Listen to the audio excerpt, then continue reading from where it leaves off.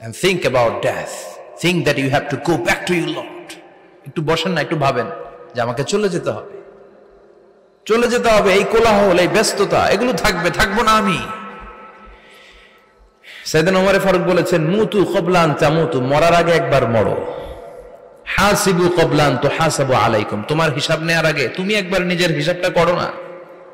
কাগজ বের করে একটু লিখো না কি কি ভালো কাজ করছিলা, যেগুলো দিয়ে নাজাতের ওসিলা হতে পারে, 1 2 3, আর কি কি আকাম কুকাম করছো দেখো না, লিখে দেখো তোমার অবস্থাটা কি। মরার আগে একবার মরো। মরার আগে খাটের মধ্যে শুয়ে শটান করে চোখ বন্ধ করে একবার মরার ভান করে দেখেন কেমন লাগে। চোখটা বন্ধ করেন আর ভাবেন আপনি নাই, কি কি হতে পারে ভাবেন। আপনার ছেলে মেয়েরা কান্না জুড়ে দিবে, আপনার প্রাণের স্ত্রী বিলাপ শুরু করে দিবে, বন্ধু বান্ধবের চিৎকার আর মাতম, স্থানীয় এলাকার মসজিদে ঘোষণা, অমুক এলাকার নিবাসী অমুক ভাই অমুকের ছেলে অমুক দুনিয়ায় নাই। সব আত্মীয়রা চলে আসবে, ফেসবুকে স্ট্যাটাস দেয়া হবে, সবাই সবাইকে জানাবে বিকাল 4টায় অমুক হাই স্কুল ময়দানে আপনার জানাজা। ছুটে আসবে, সবাই ছুটে আসবে আপনাকে শেষ বিদায় দিতে, গুড বাই জানানোর জন্য, আল ওয়াদা, বিদায় জানাতে আসবে সবাই। 4 তাকবীর দিয়ে আপনার জানাজা হবে, অশ্রুসিক্ত জানাজায় আপনার বিদায় হবে। কাঠের খাটিয়ার মধ্যে করে কাঁধে তুলে আপনার কবরে নেওয়া হবে। আগে থেকে খুঁড়ে রাখা কবরটার মধ্যে আপনারে বিছিয়ে দেয়া হবে। বাঁশের কচি দিয়ে তার উপরে মাটির চাপা দিয়ে সব চলে যাবে। ভাবেন না একবার চোখ বন্ধ করে, this is the circle of life, this is the nature of life. এটা সবার হবে, আমার হবে, আপনার হবে।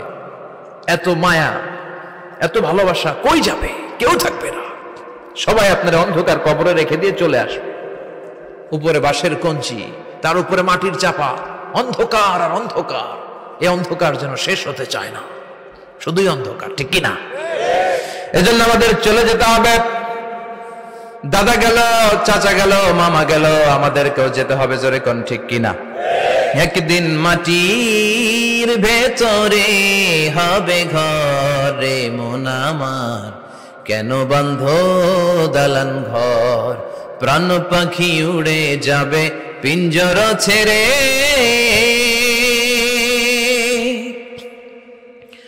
ধরা ধামে সবই রবে, তুমি যাবে চলে, বন্ধু বান্ধব যত, মাতা পিতা যারা সুত, সবই হবে তোমার পরে, মন আমার কেন বন্ধ দালান ঘর, একদিন মাটির ভেতরে হবে ঘরে মন আমার, কেন বন্ধ দালান ঘর, ঠিক কিনা?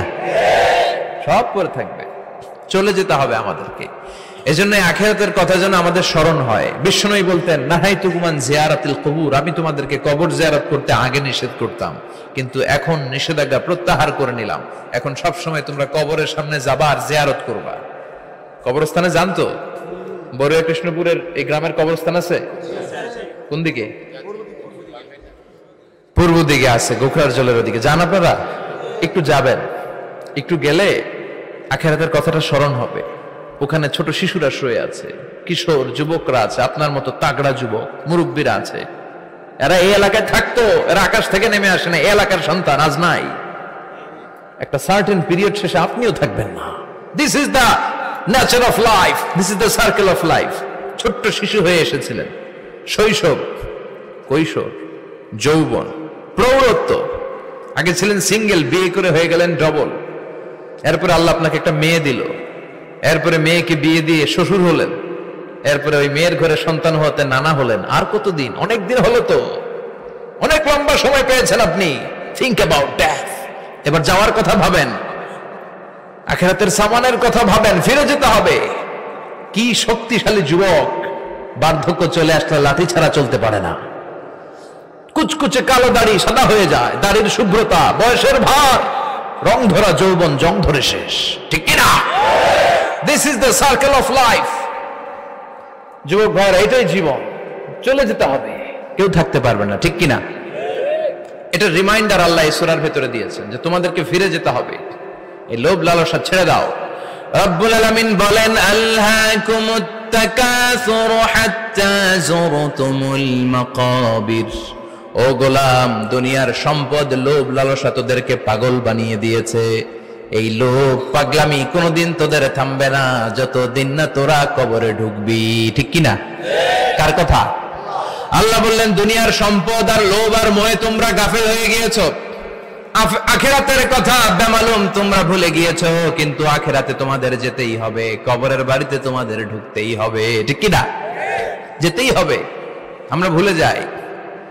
আলহাকুমুত তাকাসুর, অতিরিক্ত পাওয়ার লোভ, বেশি বেশি খাওয়ার লোভ, বেশি বেশি জমানোর লোভ মানুষকে গাফেল বানিয়ে দিয়েছে।